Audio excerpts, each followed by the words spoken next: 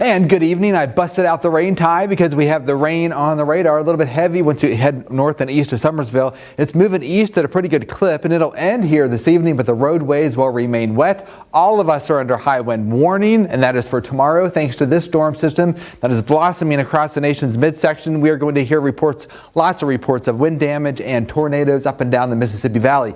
See this swirl right here? This is the culprit for what's going to bring us damaging winds tomorrow. It's a low pressure center. It's sweeping across the country, and it's going to sweep a cold front through here by tomorrow afternoon. Our temperatures are in the 70s across the Mississippi Valley, and this warm air is headed our way temporarily, but boy, there's a big change in temperatures behind it. We are in the 30s and 40s, so this cold air, this dichotomy of temperatures, the clash of air masses, is producing our round of severe weather. Tonight, the rain will end for a long period of time. It'll pick up early tomorrow.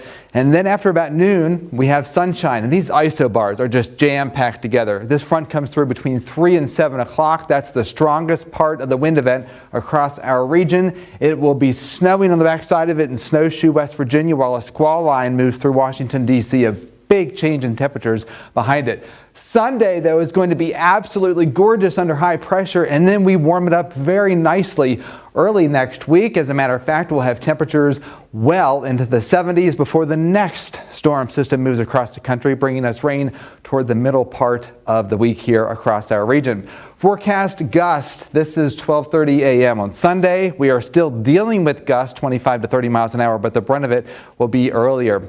How much rain are we going to see? Well, about 1/2 inch of rain, not expecting any major flooding problems. The timeline, this is all the important information. Downpours ending between 6 and 9 a.m. on Saturday. It'll be absolutely gorgeous between 9 a.m. and noon. Wall-to-wall sunshine, that's when the winds pick up, gust to 40. Between noon and 3 o'clock, that's when the winds start to pick up, but it's going to be so nice outside, bright sunshine. The front comes through, you will hear it. It'll be like a freight train coming through. Rapidly falling temperatures, winds gusting 50 to 60 miles an hour. This is the time frame that there is going to be loss of power and some limbs and trees that will come down as this particular front comes through. So tomorrow we are going to hit 70 degrees before that front comes through. Temperatures dropping about 10 degrees an hour after that. 55 gorgeous on Sunday. Check out the forecast next week. We are in the mid to upper 70s through Wednesday.